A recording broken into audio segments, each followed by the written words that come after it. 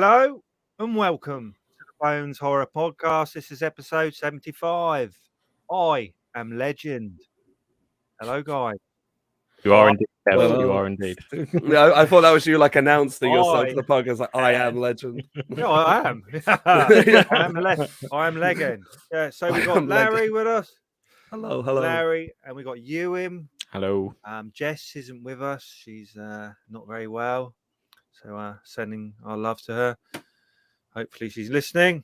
Going out live on YouTube again. So all good.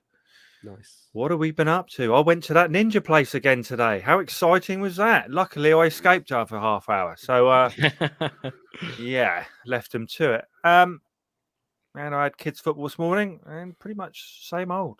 Not watched too many films this week for some reason. I thought I had, but I couldn't see that. I normally put them on Twitter if I'm watching something. Yeah, I'd only put a couple of things on there. So, yeah, might come to me in a minute. What you been up to, Larry? Mainly writing the opening part that's going to be shot in summer for the film that we're doing. And film wise, I only watched one film with Dad, which he hadn't seen before, which was Scott Pilgrim versus the World. Nice. We watched that; it was really good. We did watch a bit of Spaced afterwards as well, because we kind of trailed on from that, and it was like, oh, let's watch the earlier stuff, which it just holds up. It's still really good. And then other than that, I just got a haircut. That was Nice. Yeah. Well haircut, needed. mate. Oh well. Yeah, I had one as well. Was that last week? I think I had one as well. Were you wanting us to notice, Lawrence? It's just like I'd notice.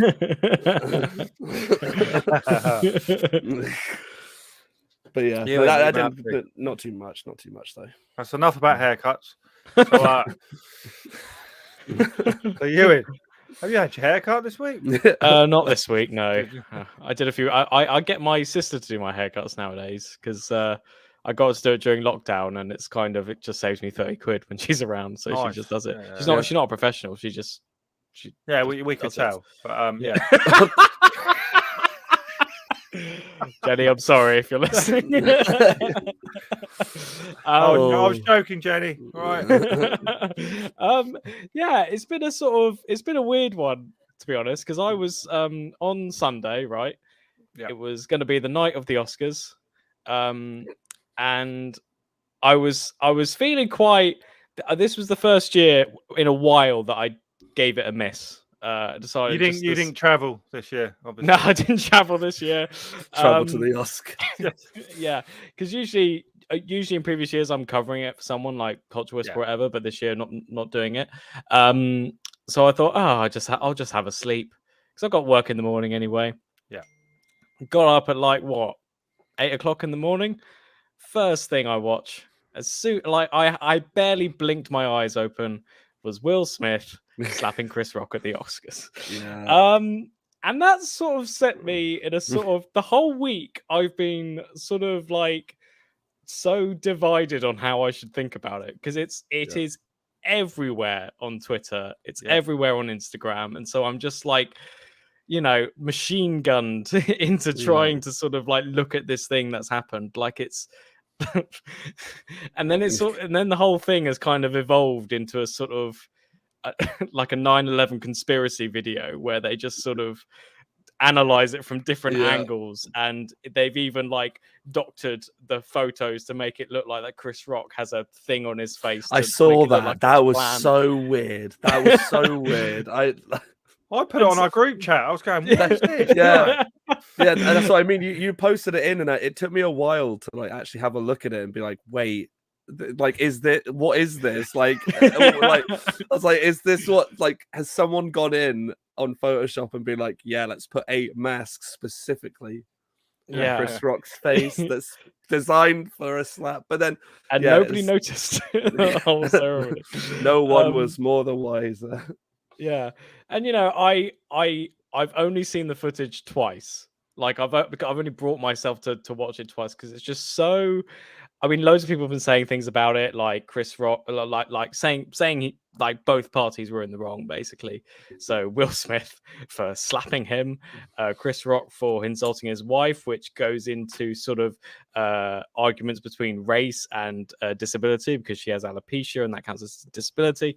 And I was just sort of just sat there and just sort of thinking, yeah, but I suppose all of those things about that joke, which to be honest, I didn't really find that funny, but it's that sort of thing. Okay, fine, but Will Smith did just slap him, but in front of millions of people and viewers around the world, and I'm just like, I just found it really embarrassing and childish, and I was just like, and then the footage of this is on every day, and I'm just like, this isn't. I feel like it's not as important as people are sort of putting it out there to be. It's like something from like Keeping Up with the Kardashians, just on a at the Oscars. It's just sort of, I don't know. It's really weird, and it's created loads of polarizing viewpoints as well. And it's like, I get what you mean. It is everywhere. I just keep seeing it like videos on Instagram of like memes. He's lucky Ricky Gervais went up there.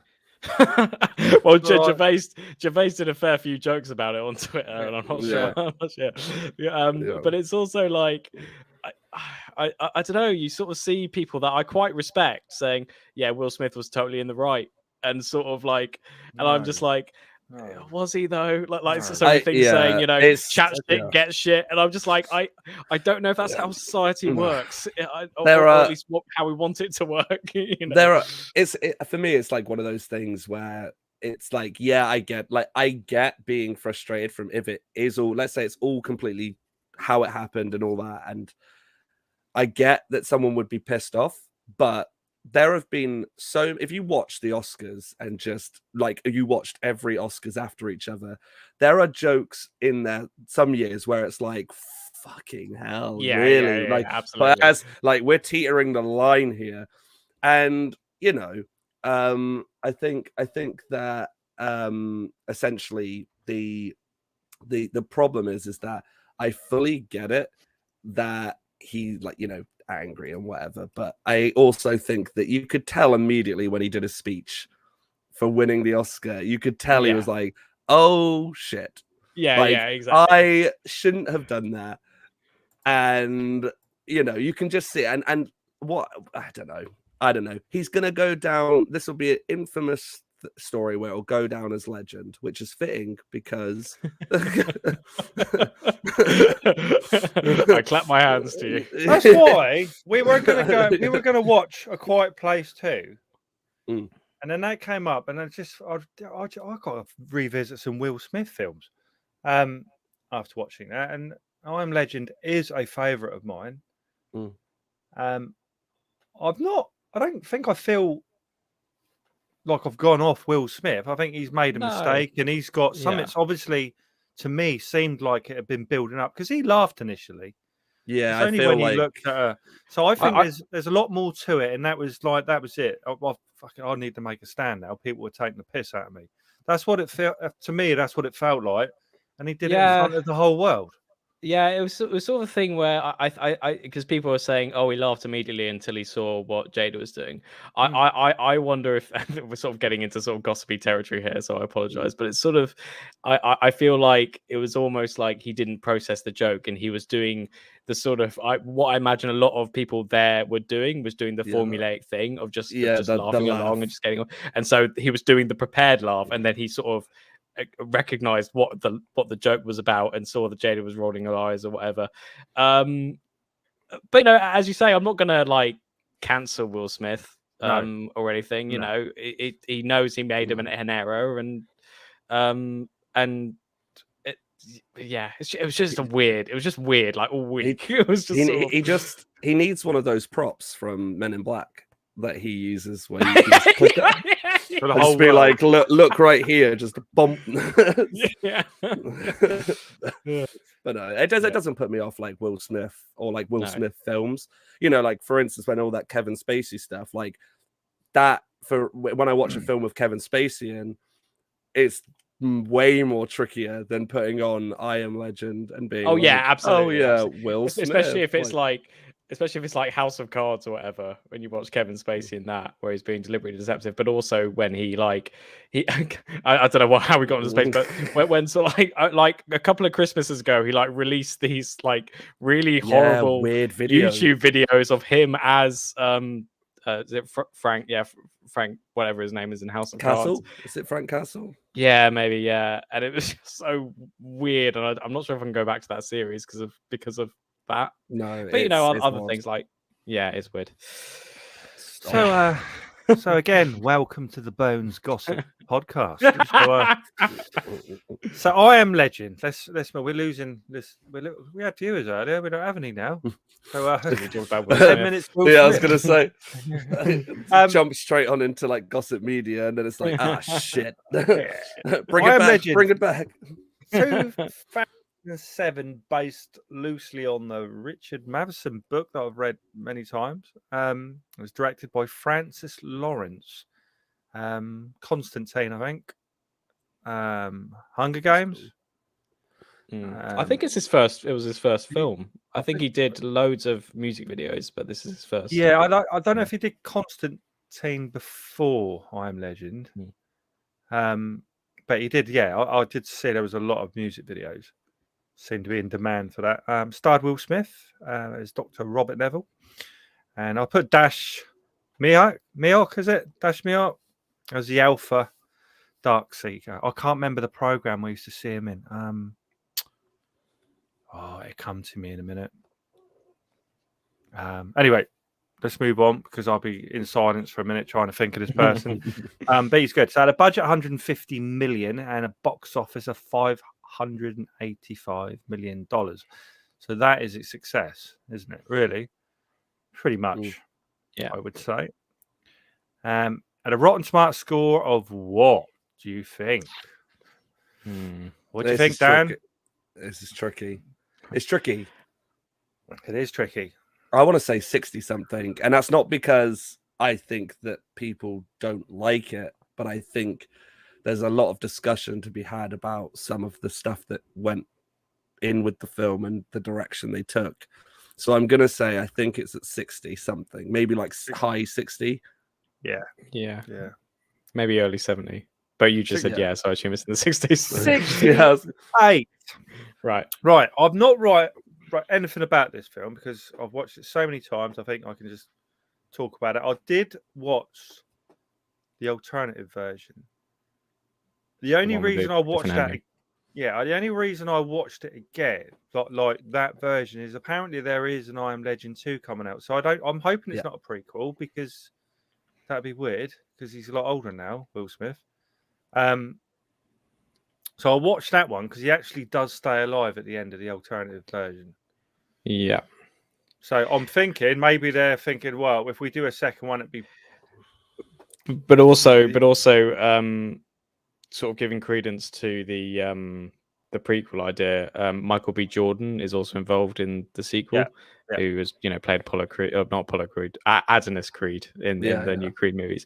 So it could be that he plays a younger version of Will Smith, but that really wouldn't make sense anyway because but unless it goes at the point where it's like about to kick off, and that's where they. I feel like what they'll do is because the alternative ending is like on not an official release on like when you're watching it on your whole. At least I don't think it is. I feel like. Yeah. Well, it is sort of because I was looking. I watched it on Amazon Prime last night. Do they have that ending? They have both. They have I Am Legend and I Am Legend with alternative ending. So they've released it in that way, which is quite interesting to me because they've clearly seen that. I think a lot of people prefer the alternative ending. Yeah. So they've released it currently. I mean, I'm going to go into obviously spoilers just for the other ending as well. Come on, balls deep in spoilers. Come on. I think that they'll do a thing where it doesn't matter which ending you've watched, in a sense of, I think Will Smith will still be alive, and I think he'll still be in the city, and they'll do it that Michael B. Jordan is like the main character, and they'll do a thing where it's like him searching through the city, empty cities, and then he'll come across Will Smith, who then. They could even lead it on from how it does end in either ending, where they go to the colony place and you can have Michael B. Jordan come from there and find Will Smith. I mean, in Possibly. in terms of like the story of this film, just in case people haven't come across it. Yeah, that's so. I haven't Yeah, done my yeah. usual intro either. So yes, come on, Ewan. Touch upon it. Let's have So a brief outline. basically, so this doctor who's introduced at the start of the film, played by Emma Thompson in a sort of cameo appearance, says that she has the cure for cancer and she's going to start trials, and she started trials for over 10,000 people.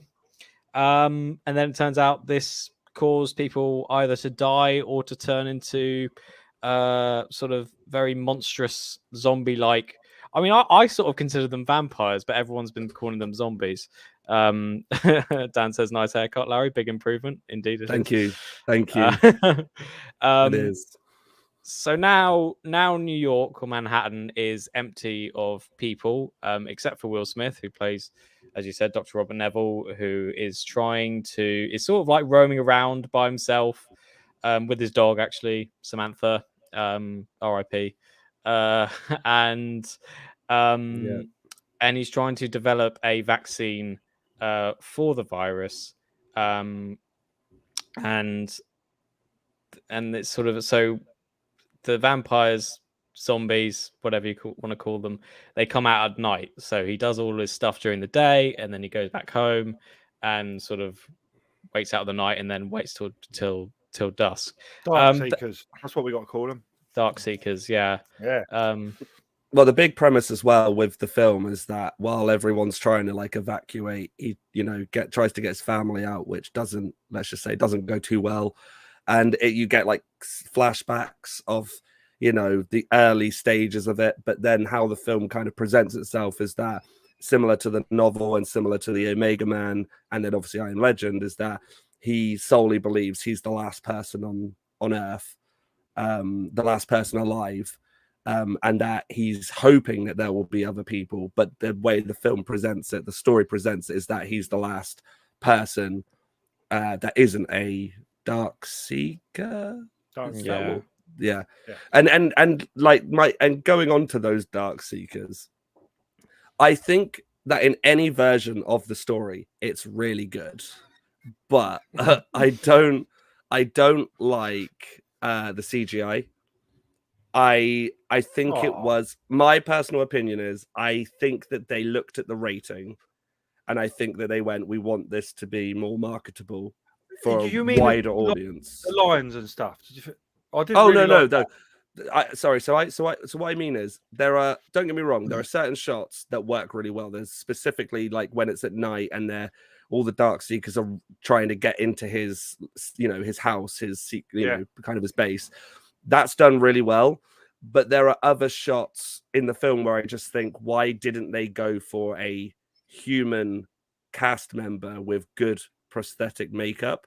And I feel that that's to do with marketing of, we want this to be accessible for a younger audience so it will sell more, which I think it worked. But for me personally, what makes the like Omega Man scary is that it feels like people rather than CGI put in a computer and have them. Yeah, well, I think I mean, there's a lot of grounding to that, because I think initially I was reading the sort of behind the scenes notes before, and it was sort of saying that I think that was the initial plan, and I think they'd even gone into production where it was going to be just heavy prosthetics and makeup and whatever with that. But then they decided, I think quite late in the day, that it was going to be CGI.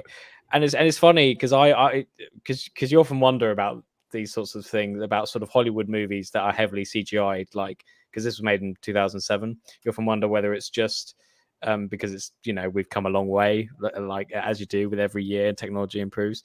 But even back in the day, there were reviews saying that the CGI wasn't up to par, and that's what makes it slightly interesting about the ending and the alternative ending. To be honest, I'm not a big fan of either ending, if I'm honest. I think the alternate one is better, but I think part of the reason that, again, this comes from some reviews, but part of the reason why they decided on, I think they decided on the first ending, was because the CGI monsters, I'm not sure if they thought that they had too much sort of emotion, like in the computer. Even though I kind of think they did, but I think there were a lot of people who just thought, we're not going to buy that this is a sort of emotional community of vampires because the faces aren't as sort of like human enough to really pass that off. Which is, interesting. I like the original ending. The original ending for me personally, thematically with the whole story works better because the whole point is like he's trying to find a cure, and in that original, in the ending that, let's just say, like that we got, not the alternative, I still don't like it because it's very like it. I don't know. I feel like they could have been thought out more, but I do like it in thematically being that he finds the cure and it's like, right, go, you take this cure and I'm going to give my life so the cure can continue. Whereas in the alternative, they just don't find a cure and he just wakes the girl up and then it's like, oh, and we're leaving the town now and we're off to find somewhere, and it's left very like, who knows? And if there was a sequel back then, I'd be like, cool. But this is an interesting point you raise about the cure and everything, because I think part of the reason I don't like, I mean, especially that ending, is because I feel like the whole film up to that point, I feel like this would be one of my favorite films if it weren't for the ending. And I reckon because it's interesting before, because I the last time I watched this was years and years ago. And before rewatching it, I was like, "Well, it's interesting that this film is liked by a lot of people, like Kev, obviously, but it's not talked about that much, which I find quite interesting because I was watching it and I thought this is really good. Like for the first, and it's only about an hour and a half. This film, yeah, strange for a Hollywood blockbuster situation, but it's sort of. And I really love the scenes where he's just on his own, roaming around. And again, it's almost like a silent movie because there's not much dialogue. The music's really good, so good. And it's kind of like almost like an American remake of 28 Days Later, just kind of that sort of walking around, except Robin Neville actually knows what he's doing. But it's sort of, it's really haunting and you're not quite sure what's going on. And it's quite long before we get to the darkness. And obviously the vampires are kind of left ambiguous for quite a while. It's only when Robin Neville goes in the house and finds his dog that you see them. Weirdly, with the version that I watched on Amazon Prime, there was something wrong with the quality. I don't know if other people have found this, but it was like all the blacks were really, really shiny, and I don't know why that is, and it was hard to see at times, but so that kind of removed a bit of the tension. But other than that, it was sort of. But with all those scenes, it's all about his loneliness and how he's trying to cope. Like, the best scenes of the film for me are those where he's just indulging the fantasies of like the before times. So when he goes into whatever the equivalent of Blockbuster is there, and he goes in and he thinks about talking to the mannequin who he quite fancies and then doesn't in the end, and then that's obviously called back to in quite a devastating way after he kills his dog, and he says, he gets infected. Just so again really quickly, just for people who haven't seen it, they say quite specifically in flashbacks that it's that like dogs are okay with it being airborne, but if they get bitten or saliva, they can turn, like animals can. And then with humans, it was spread through being airborne, but unless like Robert Neville's character, Will Smith, unless you're immune, which he says at the beginning, like statistically, he's like one of the only immune, and it's like because of a certain cell type, which I like the concept, and I like that concept about the animals because it gives you that horrible thing of, oh, the dog's okay unless it gets in a scrap with some of these things. And there's I'm probably going to go into this, but there is obviously the horrific moment where they basically, it's as Ewan said, the the vampire creatures are kind of alluded to of, you don't really know too much of like the state they're in now. You know, they're like hiding in the dark, but they end up, you know, the most of the film obviously is through Will Smith's point of view. And so we as the audience, you hear certain things of talking to the mannequins or, you know, his day-to-day routine. And there's certain scenes where these vampires come into play and they use that information, meaning that they are just consistently watching him all the time and knowing what he's doing. And they end up using that to their advantage to set a trap for him. And he sadly doesn't get to make it back in time before it turns to night, and the dog, spoilers, gets bitten.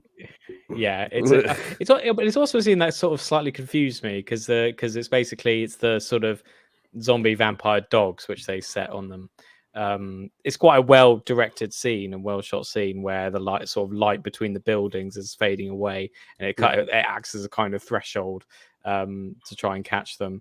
But it's interesting to me that they didn't that the vampires just released the dogs then instead of going after them themselves. I don't know if that's sort of semi-explained by like the different strands or the different variants of the I think of the virus. I think again, this is just my interpretation. This could be completely wrong, but I almost took it as in that scene, it's almost like, oh, you've got your dog.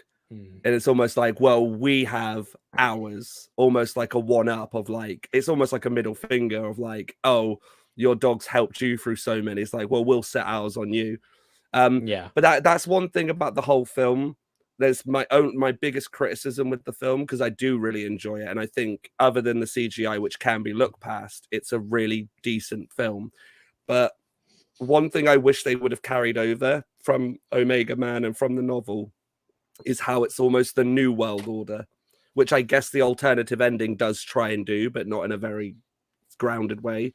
But the idea being that Robert Neville, in the novel and in Omega Man, his struggle is, oh, I've got to save the world, and the kind of realization is, well, we are watching this human, but it's the New World Order, is that he's the outcast, is that he's the one the vampires fear, is that and it's made very heavily in Omega Man in the novel that the vampire people are terrified of him because he is almost like the one that they fear in the day, which is why they hide. And they don't get that across in this film. It is very much more along the lines of your standard, oh, it's a zombie sort of virus thing and don't go out at night, and so I do like it, but I just wish they had carried those themes on where we could have seen that change. Yeah, but it's also, I mean, part of my criticism for the film is that I feel like that ending kind of doesn't exactly fit with the sort of the loneliness and the sense of hope that he has. I feel like it's kind of just saying, it was just because I haven't read the book. I know what happens in the end of the book, but I haven't seen Omega Man either. But it's sort of, I feel like that his attempts to find a cure was sort of secondary to just him being alone in this place. And I feel like the ending, even though I kind of liked that he's sort of saved by this mother and her child, and they sort of interact with each other, and I really love those scenes where he's not sort of mentally equipped to talk to actual people, and he sort of like goes into sort of rages, and he can't sort of, I really love this, and I love the Shrek scene. I mean, it's just again, it's a classic, and it's just just I mean, Will Smith's performance is amazing in this film, but just the moment where just sort of completely dead face, he just goes, I love Shrek. It's just like, I love Shrek. But I feel, and I really like her character as well, because she's like obviously staunchly religious and kind of saying, God sent us here. It's a bit cheesy, but it's kind of like, I kind of like that dynamic of him as a scientist, and a nihilist versus the religious aspect. I really liked that kind of division, because it's all, because I think you then get to a whole spot of trying to set up an idea of that of her having a faith would sort of pass on to him in a kind of hope-driven situation that kind of brings up it. I would expect bring up his hope, but I feel like that was shortchanged in the end, where they kind of abandoned that entirely, and I feel like it's quite. I feel like it's quite tropey to go for the whole cure aspect. I feel like I feel like at the, because I feel like this was made at a time, it was made before things like Game of Thrones and Walking Dead, which are sort of horrendously depressing at times. And loads of people get killed off. Whereas I feel like I feel like they didn't go that route because they wanted something more, I guess, optimistic in a strange way, even though in both, and I feel like I feel like my idea of a perfect ending, and critics should never do this because that doesn't sort of shortchanges like that the work these people did, and I appreciate that. But it's sort of like I feel like it would have been better ending if the mother and son died, or just suddenly got sort of eaten up, and he was left alone. But he was left with the information that there's like a camp somewhere, like in Vermont or whatever, and then he'd like someone up the courage to go by himself. In a sort of, I feel like there are parts of this film which it was weird. It kind of reminded me of Shawshank Redemption, where the whole film is sort of driven by the hope of getting out and stuff like that. But it's interesting with this may be a completely irrelevant point, but with Shawshank Redemption, the film, as most people know, ends on Andy Dufresne and Red joining together in a hug at the end. But in the original novella, it didn't end like that. It sort of ended like just before that, and it sort of ended on a note of hoping for this rather than ending like that. So I think I feel like if it were made today, I feel like it would end something more like that. But as it was, both endings, even though he dies in the other one, it's very much an optimistic ending. And it's sort of I don't know, it kind of shortchanges all the stuff that came before, where it feels really empty and you don't know what's going on, and it's really depressing, and especially with the flashbacks where his family essentially get blown up, and it's just in a helicopter. Yeah. Well, I'm going to disagree with you and say I really like it, to be honest. No, and that I'd certainly the alternate version, just that does give it some hope at the end, and it's great. It's perfect. I don't know how many times I've watched this film now, about 15 times. I was going to ask you, have you seen The Last Man on Earth? I haven't. I've seen Mega Man either. So it's Vincent Price, and it's again loosely based. Well, I think it's more true to I Am Legend, the book, than this is, definitely. Because he goes out. Have you read it, Larry? I have read the book that it's based on, but I'm getting mixed up with, because I've seen the film Omega Man, which was the 70s. Was it 70s? 71 or something? I'm literally going to search Last it now. Man on Earth is 1964, which I think was the first version of this. Now there's the vampires are very, very slow, and he does go out. As to the book, there's a big kind of fire pit somewhere, and that's where he keeps dumping the bodies most nights. And then they come and just hassle him all night long. Do you know in the book they're always talking to him? I don't know if you can remember that. There's one in particular that's always talking to him. Well, that guy's in the movie. I think it's pretty much you can watch it on the free channels. Any of those movie free channels, they always pop up.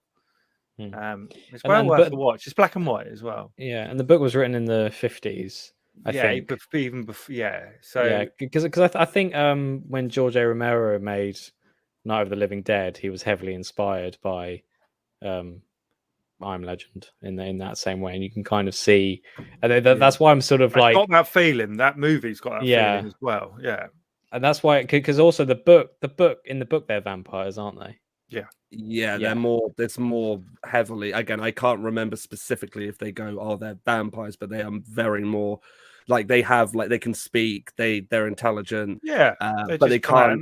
They don't come out in the day. And I think there's again, and remember in Omega Man that there is a point where they do try and like attack Robert Neville, and then I can't remember her name, but the girl shows up in the car with the is it the Uzis?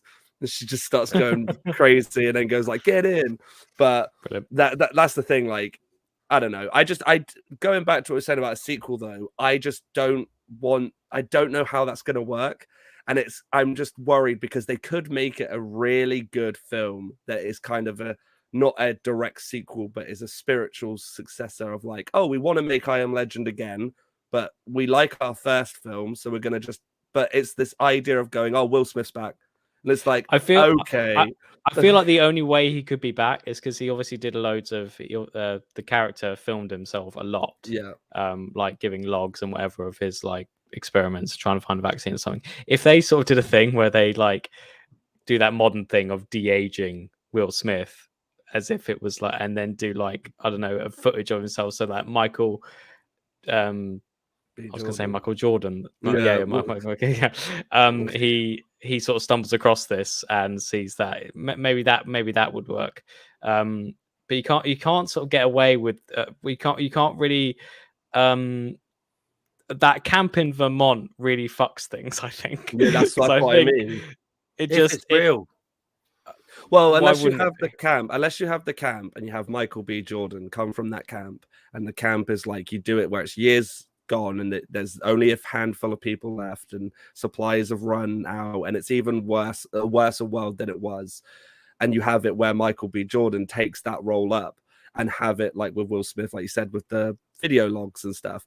But I just like, well, I mean, I don't know if he'll be in it anymore. I wouldn't be surprised if the producers was like, well, this is a bit of a slap in the face. Yeah.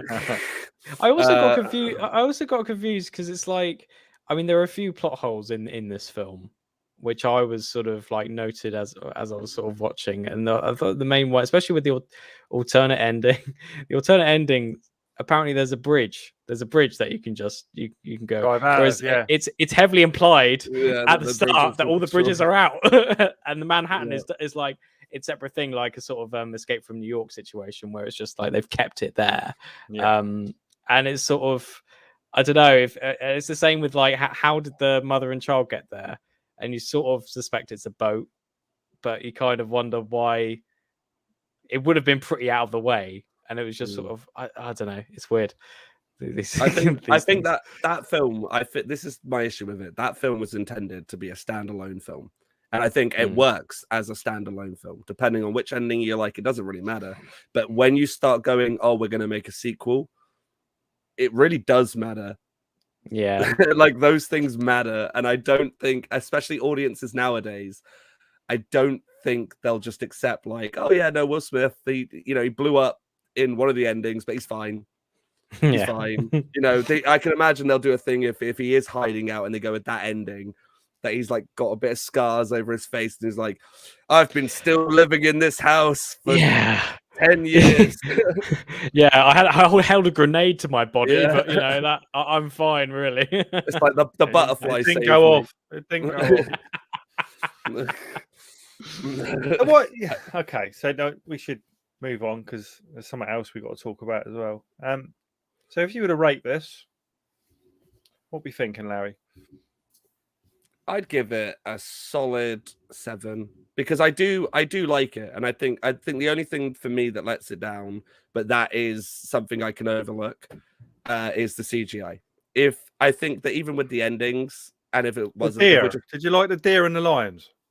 The deer and the lions for me were like, oh, okay, like they're showing this and whatever. But when your main feature of the film is these creatures, which again, when I watched it when I was younger, I actually thought, oh, these are they're scary. But when you watch it, as you go on, you look at it and go, this would have been more terrifying if these were people. If there's one thing I can give The Walking Dead is that when they have those interactions, and I know they're like slow shambling zombies, but when it goes up close and you see them, it's those prosthetics that you go, God, that's like, oh, that's awful. Like, I'd hate to be in that. So I respect that at the time they made that decision. But with the sequel, I just hope they don't go that route again. That's all. Yeah. But yeah, 7, solid 7. Solid 7. Ewan. Yeah, I think it would be a 7 for me as well. Because I was very emotionally invested in him, and I to be honest, I could have spent the whole film just watching him He looked roam very around. muscly, didn't he? In one Yeah, in very one scene. muscly. So I can believe that. Yeah, just him roaming around, getting supplies. I could easily watch that, but I think because of the, it's a Hollywood budget, the producers want something, to happen, so to speak. And to be fair, nothing really does happen in terms of plot for a long, long time, and I love that, and I think they should have stuck with that, and I think I think this may have become a favorite film of mine if it weren't for the ending, because I just feel it's incongruous to the rest of the film. It's very and Hollywood, isn't it? It's like it feels like is very quick Hollywood. Hollywood ending. Like, oh, we gotta wrap it up, and it's gotta have a bow on it.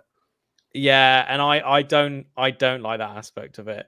Because as I said before, I keep on wondering why people don't talk about this film more, and I do think it's because of the ending, because I feel like it's a bit sort of, it kind of it deflates after so much brilliance beforehand.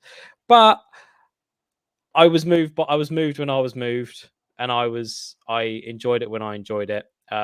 So yeah, 7 for me. So I'd give it probably a 9.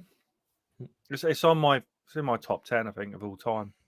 To be honest, I'd watch it so many times. Yeah, I don't mind either ending. The alternative one's better for me. It was just perfect, absolutely perfect. But now we've got to wait. See, Larry's disappeared now. We have an empty screen, but yes, God knows how many times I've watched this. I reckon I must watch it every year at least once. All my kids have seen it. They all like it. They make a great game, I think. Yeah, I reckon it would. Yeah, just wandering around and then avoiding things at night, and it's quite interesting. Yeah, I was going to say something. I can't remember what it was now. He's back in the room. Anyway, I'm glad we picked it. Really am glad. So hopefully it doesn't. I don't know if any of Will Smith's career is going to nosedive now or not really. And whether the second one will be a success. I can't see it nosediving. I think he'll be fine. I think he's done. Like, I know, again, I've seen without going into all of that, because it's really just whatever, but like, I think he's done a smart move in going, okay, he's done an apology, and he's also resigned from the academy. Yeah. And I think, like, at the end of the day, it should be a lesson to be learned of, don't do that. Yeah. Just don't do it. And to be fair, it's not. I mean, if we're going to go into sort of like academy members who've done bad things, it's kind of. I mean, Will Smith is very low down. It's just that he did his the most publicly. Well, I was gonna say, sorry, just really quickly. Like, one of the ones that I'm like that makes me laugh. That I'm like, I know people still talk about it, but what makes me laugh is that. I don't know if it was last year or the year before, but everyone like forgets there was a year where just 2 people on stage just openly did not read the right film out because they wanted La La Land to win. And the producer had to come up, look at the note and actually go, no, Moonlight. And it just makes me laugh how that is almost like, under the rug. But then, so all I'm going to say is, if we're going to hold one accountable, let's hold them both at the same, or let's just kind of go, let's move on from it and learn a lesson. Yeah. I don't know. Although the memes are funny. The memes are funny. Yeah. So anyway, it's that time of the week. So shall we move on to Dan's hot pick? I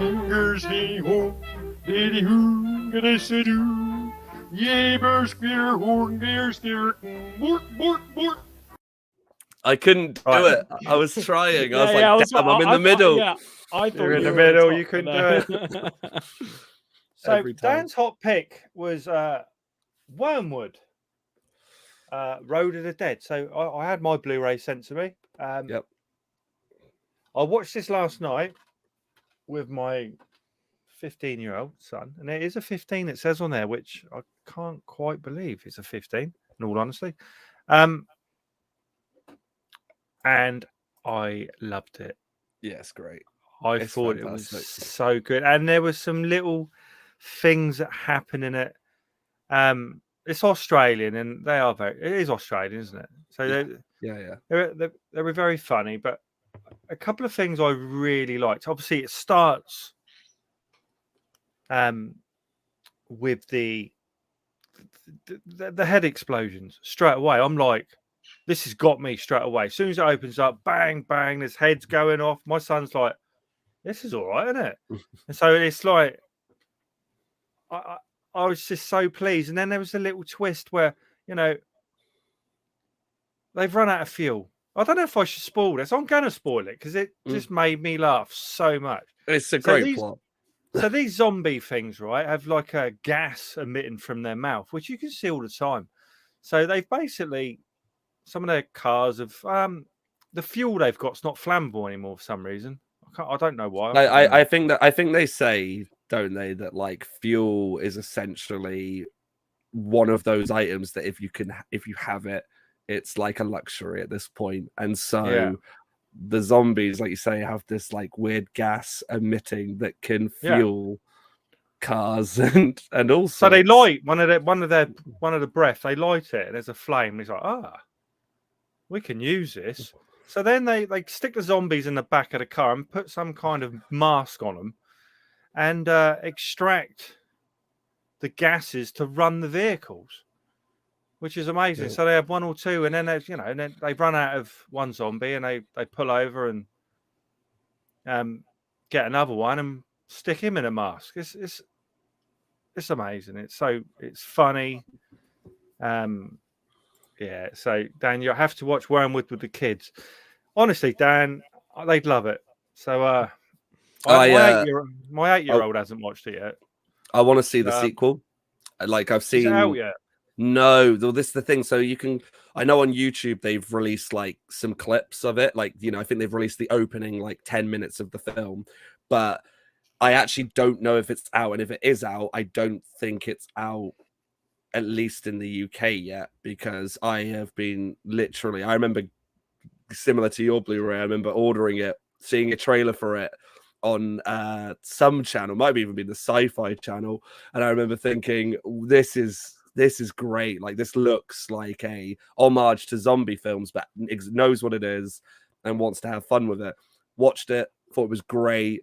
It's just, again, it knows what it is. I love how at the end there's just the sister, I think it's the sister, who has telekinesis, who can control the zombies. That's what I want to get to, how she ended up with that, because they start injecting her, this like professor, or well, no, what is he? The mad scientist, or whatever he is. Yeah. And he's dancing about, which is all quite funny. I like it all the way it's set up. And he's experimenting on her, and injects blood from the zombie. Well, they are zombies, aren't they? Into her, and she doesn't turn, does she? No.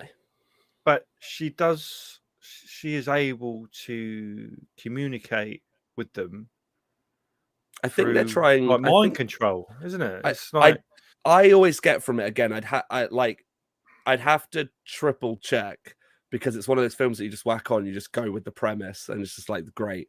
But I think that they're trying to do like experiments to either possibly make a cure or try to, try to like, make the alpha, and they end up making like the alpha zombie because she's human, but the zombies don't attack her, but also she can control the zombies. Her own personal army, because there's like two sides of the story. You've got that side, which is like this, I want to say it's the sister, but you've got the sister side of it where she's being experimented on, trying to escape, but then you've got like the brother who's trying to round up everyone and rescue her from the bad guys. And it's just it's a fun, it knows exactly what it is. It's very fun. It just made me laugh all the way through, and I loved it, and it's definitely going on. It's one of the best films I've seen in the last year. I think it's been out a while as well, isn't it? And I'm amazed I hadn't picked up on it. Yes, Dan, she was amazingly hot, I have to say. Yeah, I'm looking at 9 boners there, mate. So it was It was good. Weird sentence to say. So basically, how hot was his sister? Let's have a poll. Yeah. Horrible. Oh, I see what you've done there. Right. So Ewan, I would watch it if you like. You Yeah. should.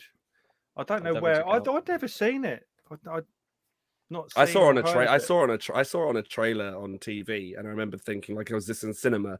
You know, like when trailers show films, but then they don't go like, "Oh, buy your tickets." They just go available on DVD now. And it was one of those things where I was like, "Oh, this looks really good. It's zombies.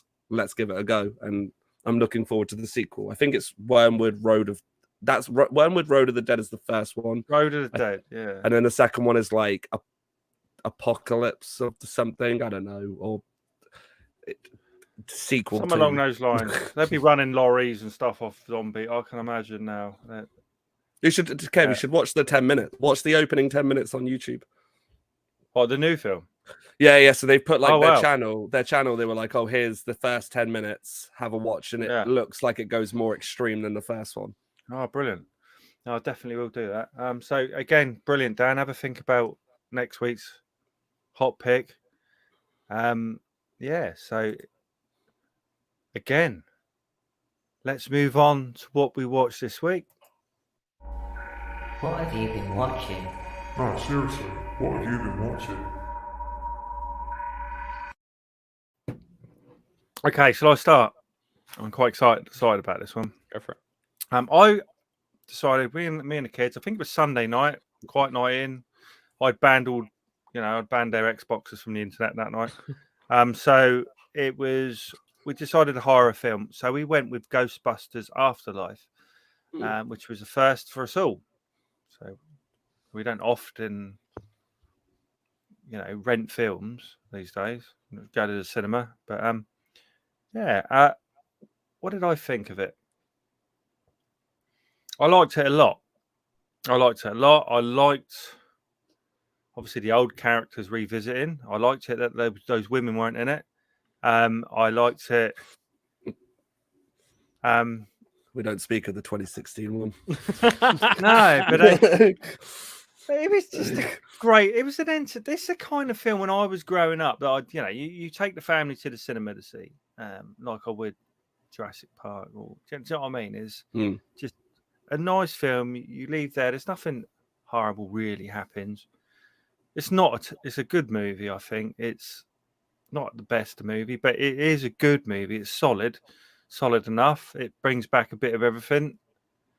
The kids are great in it. I can't fault it. My kids loved it. They stayed for the whole thing. They weren't looking at their phones. No. What more do you want? And the other thing is, I bought this thing, which I don't know if you can see. This is the death whistle, isn't it? So I bought this because I watched this God. film and there was an Aztec. Can I do it in a minute? I'll do it a little bit further back, right? So this is called an Aztec. It's going to be a death curse. It's going to be a curse on us all. No, you can't really sit. Like, It's like a skull, isn't it? So I'm going to go back here, right? Oh god! Yeah, Brace your ears, listeners. Yeah, I was going to say. Fuck me. So, and as I said on the chat, that's my internal voice. So that was from quite a distance, and I really like it. And this has been, I think it's been digitally printed. Like one of those. Oh yeah, machines. 3D printed sort of 3D printer things. Yeah. So when I want my kids to be quiet, Oh god! this works an absolute treat. They're honestly, Dad, no, straight away. And and it's like, well, you got to be quiet then and eat your dinner. Isn't that what they do with dogs? Don't they? Yeah, it's worse than it. But it's such a horrible sound, and you can practice on it, make even worse sound. So, I really like the Ghostbusters film, and I like my Aztec death whistle, whatever it's called.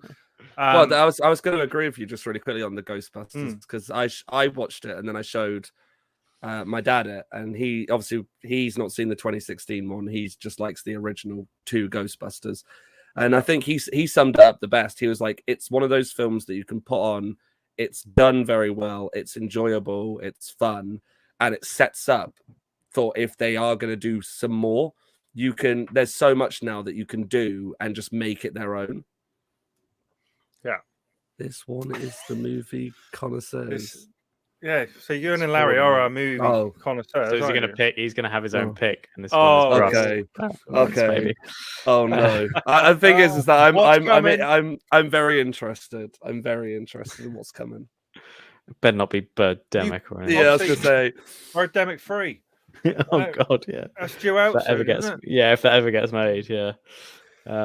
You can go Yeah. to his site, by the way. Like the director has a site, and I think in uni we did this. We went to his site after watching Birdemic and left a little message being like, "Oh, can't wait for your next film," and he just never Yeah. responded.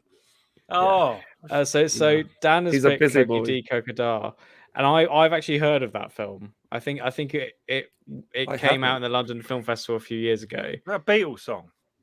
I don't know. Coca-Cola. I Sounds like I- ABBA. Sounds like Yeah. ABBA. Yeah. Coca-Cola. I think it's like I Oh. think it's a serial killer. It's quite a surreal serial killer. movie.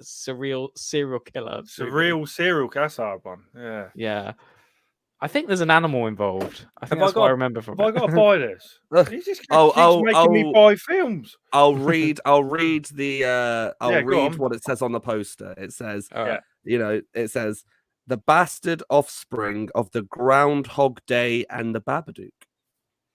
Sounds good to me. I'm this Swedish? interested. Is this I don't Swedish? think so. I think it's somewhere in Asia, isn't it? Or am Is I it completely wrong? Ah. I might be completely wrong. It- Might be the, a po- Korean the movie. the poster looks the poster that I've just seen looks kind of like, I want to say, it reminds me a little bit of like the poster anyway. It reminds me a bit of Midsummer. Yeah. So I don't It's know Swedish. if that Is it Swedish? Midsummer Yeah. and Midsummer's Swedish, isn't it? Sweden. Yeah. That's why it Um, reminds me of Midsummer. Then Mm. it has Well, a I'll very buy kind of another vibe. film. I think I own all of Dan's hot picks now. Alright. Have their own shelf. Yeah. I'm surprised. Do you not want? I can always let you in on my Internet Plus subscription. I don't know if I, to be honest, I don't know if I agree with Internet Plus people. Internet Plus people. No, it says I am of the same thought. When it's a film that I absolutely adore and love, I 100% go, yeah, I've buy, got a lot support. of films here. Oh yeah, well I was going to say I would turn the camera. Or even buy yours, Larry, when it comes out. And I will. Well, I will buy it. the collector's That'll be one of edition. Dan's hot picks. Collector's edition. It has 5 alternative endings. Which Oh, one's no. the real one? No sex and Oh, toilets. Oh no.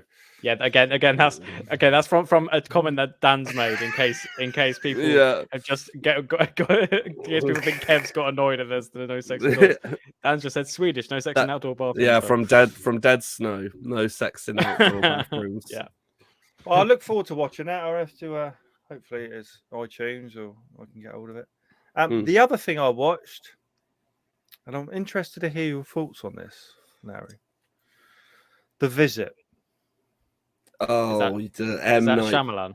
Oh, I really not like Shyamalan. this, and I want to hear no negativity about it. actually. So, I know. I haven't seen it, but I know that So- Lawrence doesn't like it for a fact. I watched The Visit, which is a story about I think she's a single mum. She's got 2 kids, and she doesn't really see her parents much anymore. Anyway, she decides to send her kids to have a holiday with her parents, so it'd be their grandparents, and and it's a film about what goes on there. So her grandparents are a little odd, to say the least, and the kids, to be honest, are a little odd too.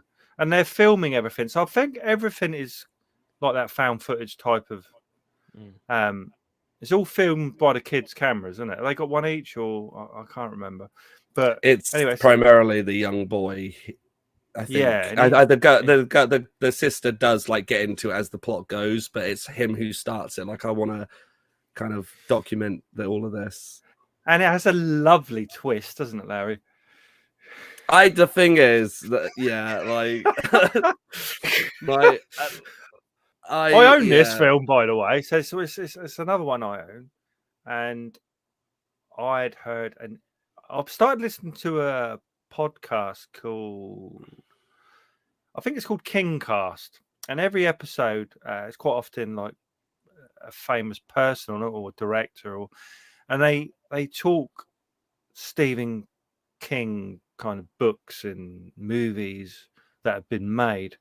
And it was the guy he's in Weird Science, and he was in the latest Halloween movie. What was his name?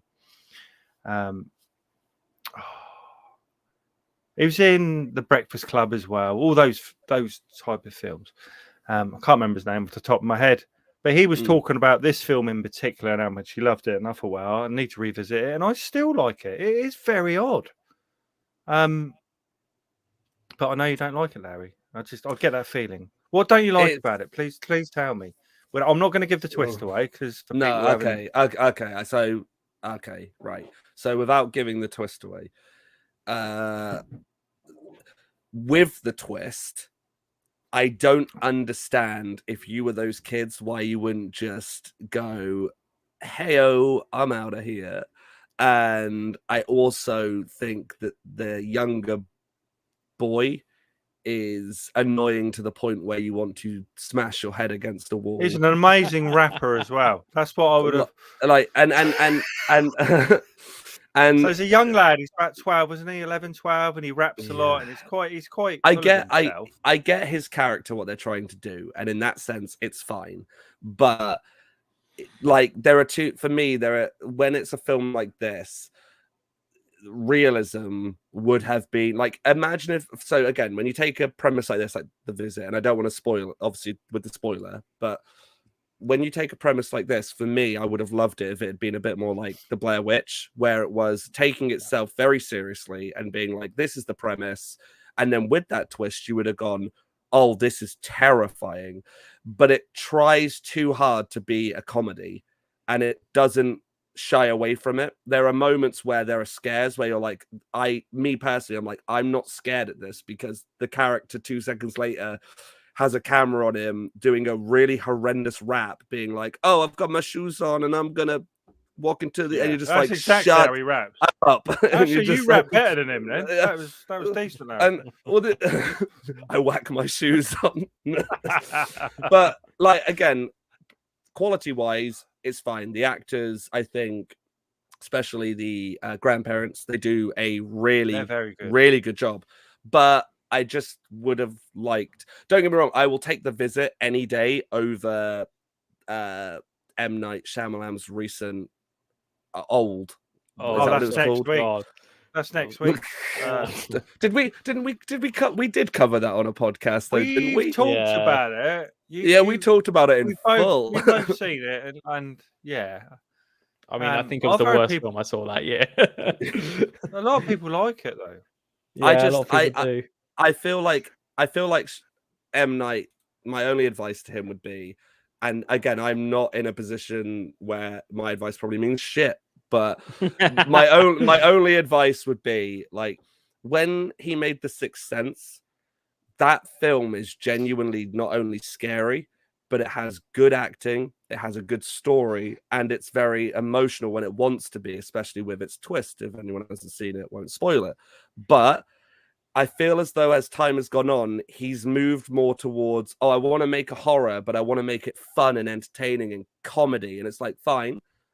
But then he still wants to be the director who goes, but wait for my big twist. And it's like, well, you can't have both, sadly, because if I don't give a shit, I'm not going to give a shit about the twist. I always felt a bit empty when I went to see The Village, and I saw that at the cinema, not knowing anything about it other than, I don't know what I thought. The twist did get me, though. But the twist in The Village is good. Like, it actually is good. So, you son of a bitch. So Dan has just said Larry doesn't look like a rapper. He has more K-pop written all over him. Hey, if I can take my song that I came up with 2 seconds ago of I Put My Shoes On. Which is a great tune, by the way. Oh, yeah. Yeah, it was it was inspired by the recent Oscars events.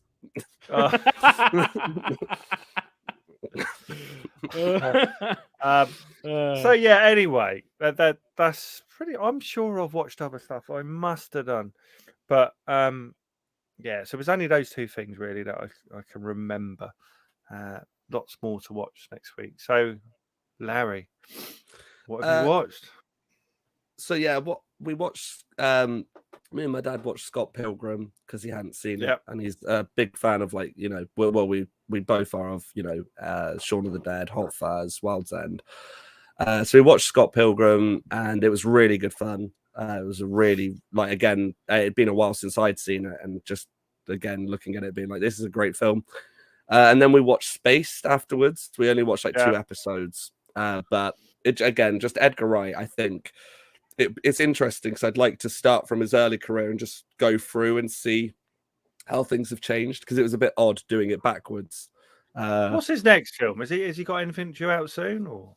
Well, he's just done Last Night in Soho, which I didn't watch recently, but I got round to watching that, and I thought the twist in that was very clever. I actually did I liked how they. I do agree, because I think me and Ewan spoke about this a while ago when it had come out, but I do agree that you can see the twist coming from like halfway through the film, and I don't think it really shies away from it. But no, it's enjoyable. I mean, I really. Oh yes, it is great. But I would say to anybody, if you're because I went in going, I know there's a twist, so what's the twist?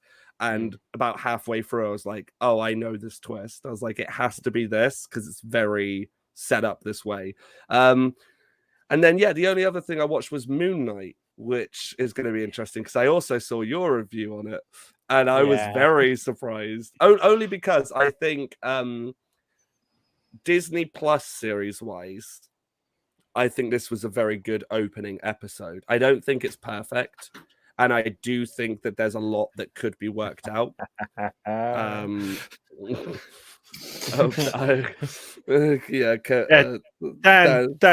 just put on our. He's just commented that he watched A Quiet Place too, because that is what we were supposed to do. Now, Dan, I was just reacting to current events when I brought in I Am Legend. And I'm quite happy to do Quiet Place 2 next week. So obviously, if you want, guys, we can. You know what I mean. We'll honor our promise. We were on our promise, but because of current events and the way my brain thinks. Because I wanted to do I Am Legend versus Spiral.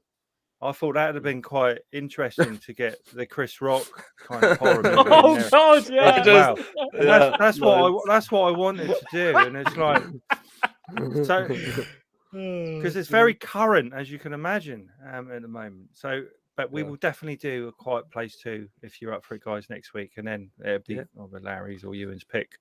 But where were we? Sorry. Oh no, I was just saying, like Moon Knight. I thought it was a good first episode. Is it good? Because obviously I've turned off my Disney at the moment because I was waiting for something half decent to come out. Yeah. Because I don't like all that Marvel stuff anymore. It's all poor so shit, this is, isn't it, most of it? So it's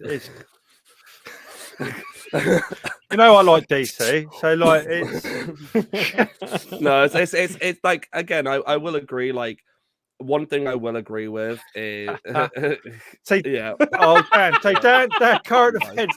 A country gets invaded and we're concentrating on. I think you live quite close to Ukraine, Dan. Don't Never you? a true word. Well, Yeah. I mean, closer than the UK, maybe, but not you know. To me, that's more. It's more current. Will Smith, because the Ukraine thing's just died off in it now, hasn't it? It's still going, isn't it? It's like COVID. It just went away. We don't talk about it anymore. Well, only because the Will Smith thing has taken up, top of the headlines and everything. So Will Smith's now more important than COVID and the Ukraine. So amazing. Oh dear.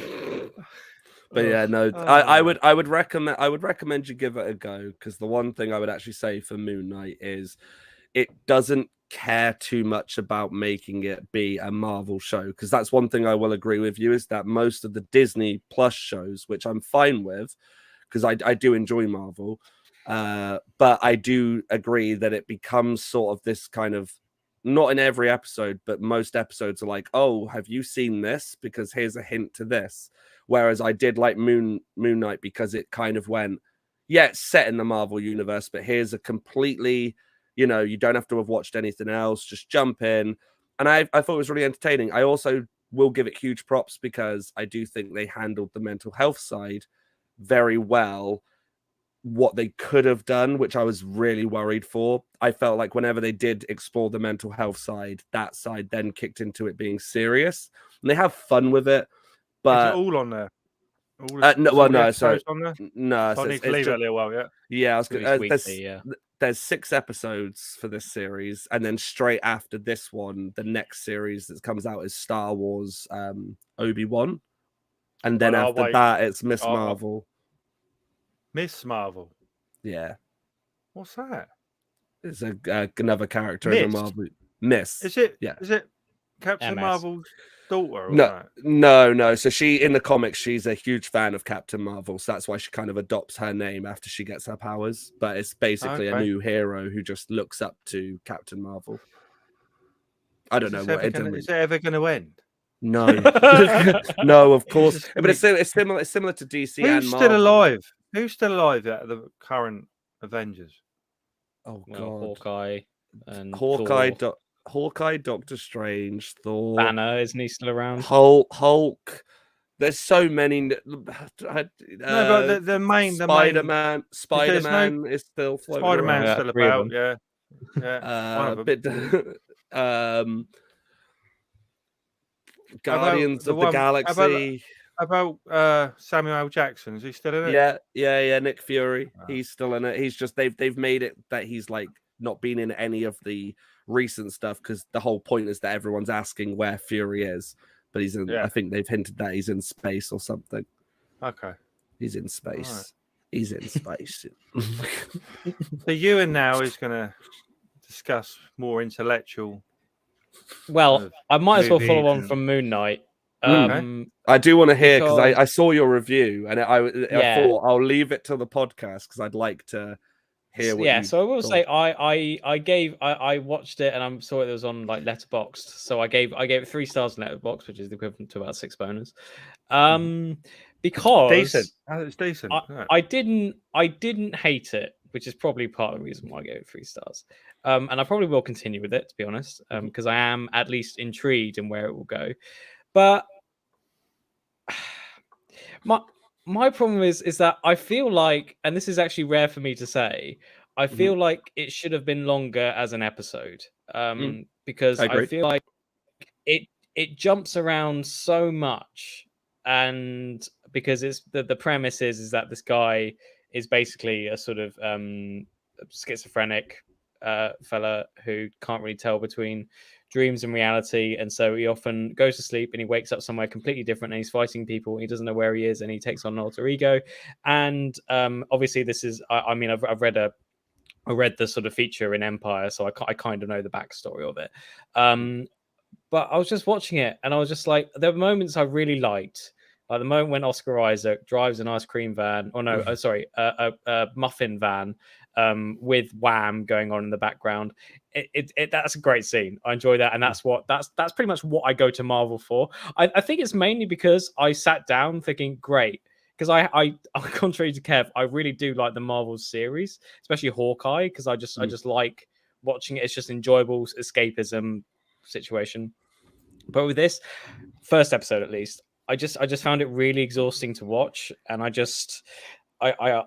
found I needed to, and this is typical of me, but I had to watch a really sort of slow art house movie after it in order to sort of, because I was just so sort of about like everything I've just seen. And I feel like, because it's only 42 minutes, I think, and I think they should have extended it to an hour just so we understand what's going on, or at least give it at a pace which is just everything can be comprehended. Dan's just Nice. He's coming out with everything that was a story. England promised to help Sweden if the shit hits the fan. I'm expecting you sad guys outside my door in full military gear. That would really make me feel safe. I'm glad because I'm not. I'm gonna be honest with you. Yeah. Jesus Christ. We've got our own squad, the Yeah. Bones Horror Squad. And just The sort of Bo- go- Yeah, we're like the Inglorious Bastards. They just refer to us as the Bone Spot. The Yeah. bone. So yeah, In a that so gimp- with so with so with Moon Knight, I will continue on with it, but I wasn't. I don't know. I felt too confused and annoyed, and I'd watched it just after I come off work, so I was just like, that's too much for me. So with other things I watched, I got the chance to review it this week because it's coming out on digital and it's on Mubi now. Drive My Car, which won the best international feature Oscar on Monday. Dan's just said Kevin a gimp suit and Larry with a new haircut. Perfect. I've got a question back, but what's you and him? you can't leave the whole Can't leave squad. you and out. Or I was Jess. gonna say. I was going. What? Well, I'm gonna just leave that. Just leave that. Leave that there. So Drive My Car. Is that a follow-on from Titan or anything? Drive it's My not. Car. No. Nothing. No, not at Nothing all. to do with that. Released in the same year, but it's a Japanese film. It's 3 hours long. I really like this film to the point where it was my favorite film of last year. It's quite out there, and I think that's probably the reason, because it was up for Best Picture. It was almost Best Picture. It didn't get it, but it was very sort of. It's very strange. It's very.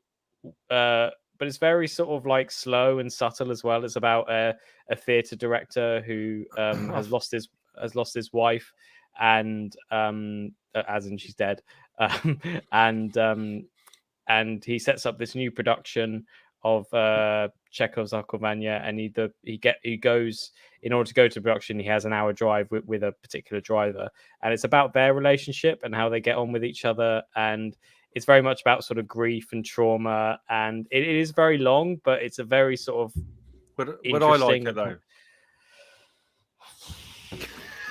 Because I got Mubi for another week or two, and I'm asking. But you tend to surprise me, Kev, with what you like. You did surprise me recently when we watched The Lamb. I prepared fully. I was like, okay, we're gonna get on the podcast. I was like, and fair enough. And yeah, you really liked it. So in my head, I said to my mum and dad, because I got Mubi and they kind of share my account, my Apple account. Mhm. And I said, watch Lamb. I said, it's really good. And my dad said, Kev, you're fucking weird. But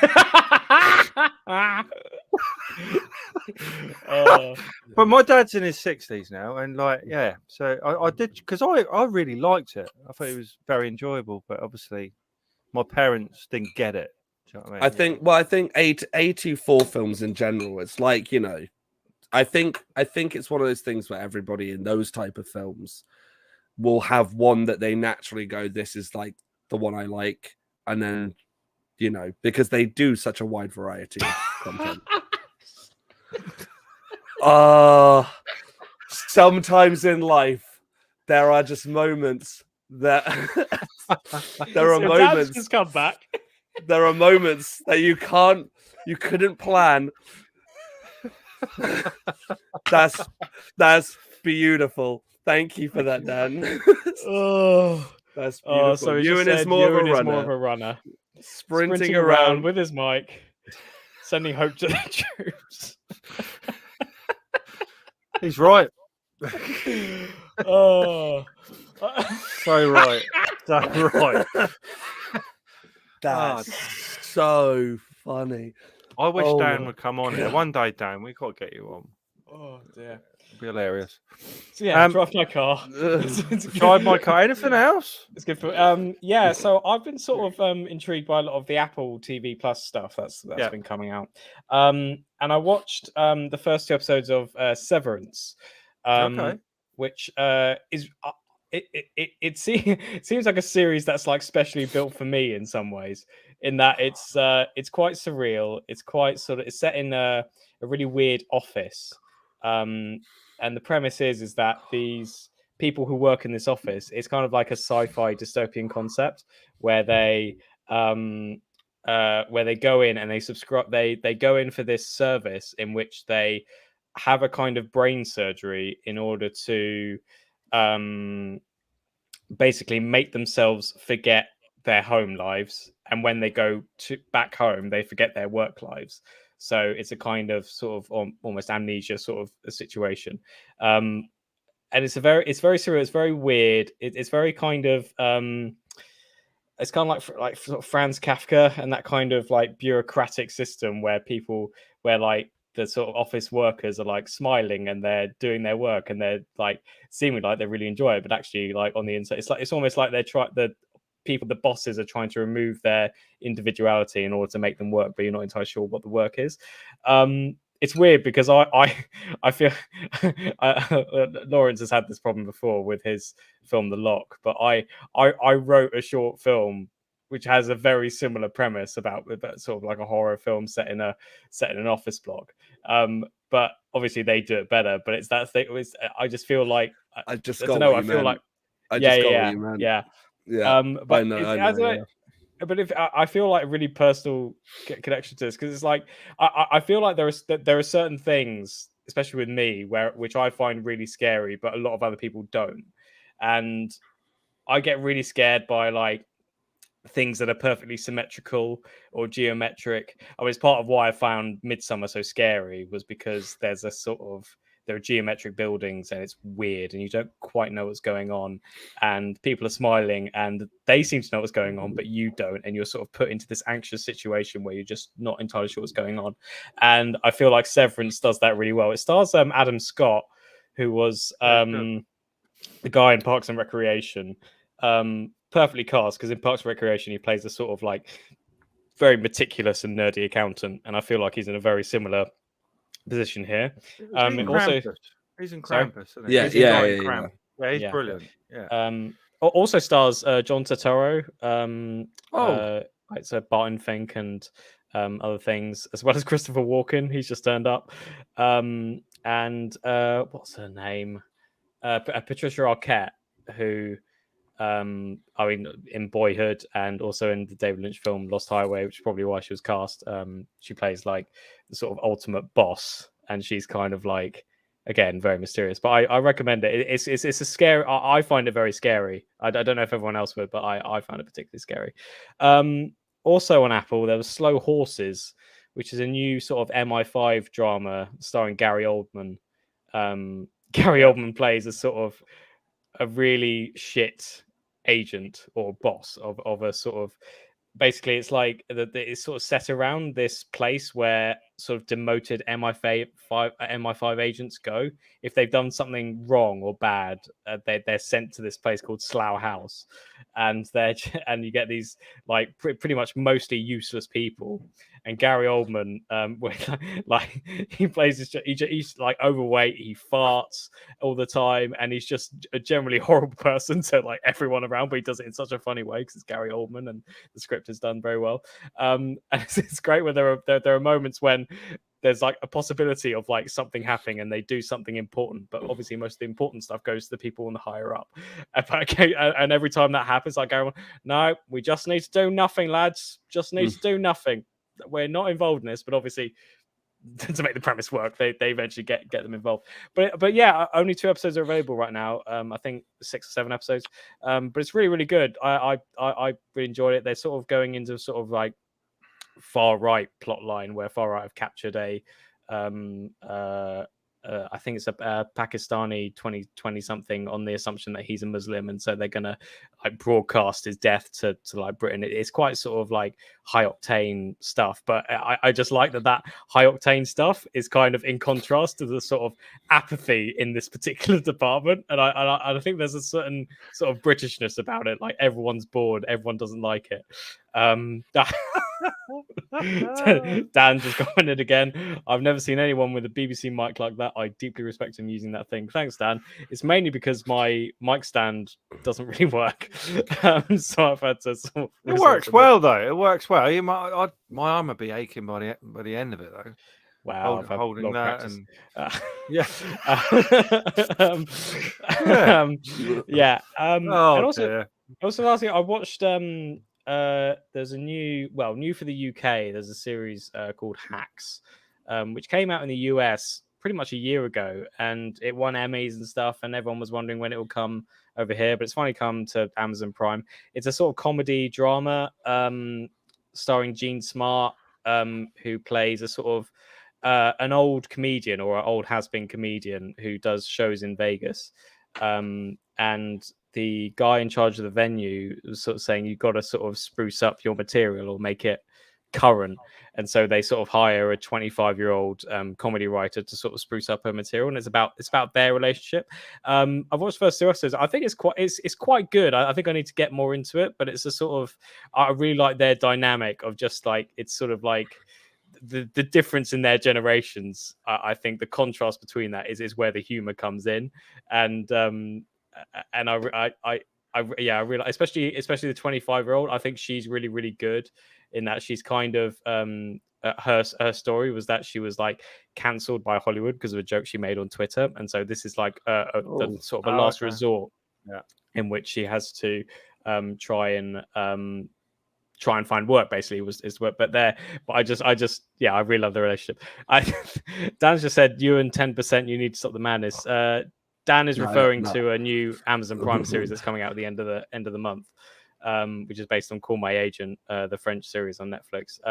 I think it looks very good, Dan, to be honest. But you know, I'm perfectly acceptably wrong. And It's French. That's about it. Yeah, the Call My Agent's French. Yeah, that's about it for me. And that's about what? It's about agents of big movie actors, basically. So they're doing, Oh no, I was going to say this kind of changes a bit of the subject, but another one I remembered. I did watch Fresh after you recommended. Oh it. Yes. Oh yeah. What do you think? I've just a gift there. Yep. I really enjoyed it. I actually thought I think as well Sebastian Stan is proving himself to be like, I understand he's doing a lot of stuff with like Disney, but I think he's a very good actor, and I think he's very good. He's kind of, for me, he kind of reminds me of like how I view Chris Evans, in that Chris Evans is obviously known in the Marvel universe, but he has, like, Sebastian Stan has that similar quality where, you know, watching him in Fresh, I was like, oh, you can play a very creepy bastard. You can play a very kind of that sort of role. And then Pam and Tom, I was like, oh, you can play also that kind of historical sort of like, oh, let's just Garth Marenghi. Just lots of gifts. We're just seeing lots of gifts. For any audio listeners, it's just Garth Marenghi. I was, that was your favorite. It was great. I love it. I could talk about that for so long. I love it. I love it so much. And so, yet, like, anyway, it's like literally I could talk about it so much. Nice. Anyway, let's. So next week, you right me cutting you off there? Yeah. I don't know who you got. We're an hour and a half. Hour and a half, which is great because we've got a lot to say. This is perfect. Poor old Dan, he'd be going to bed in a minute, wouldn't he? I don't know. Is it just permanent night at the moment in Sweden? Do they get permanent night? Just this never daylight. It's just permanent night. Like that film we watched. 30 days of night. I think Sweden is slightly more south of the. They are. I'm not sure. 365 days of night. Yeah. So, yeah, next week we'll be back with our episode 76, Quiet Place 2, which we will do unless Will Smith decides to slap someone else and we find another Will Smith film to review, or whoever. Yeah, so I'm quite looking forward to that. If he slaps someone else, He might well do that. He might be on a kind of. It's just, they say things slap. go in threes, don't they? Do you know what I mean? So a slap rampage. yeah, so he just goes around smashing people, slapping them about. So if you want to follow us on Facebook, don't. If on Twitter it's the Bones Horror Pod, you can email us at boneshorrorpod@gmail.com. You can follow us on Instagram, which Jess sometimes does if she's not ill. So you can, that's Bones Horror Pod as well. Our Dan's hot pick is Kokadar next week. So yeah, looking forward to it. So let me just get myself ready. So we'll see you next week then with episode 76. Goodbye. Bye.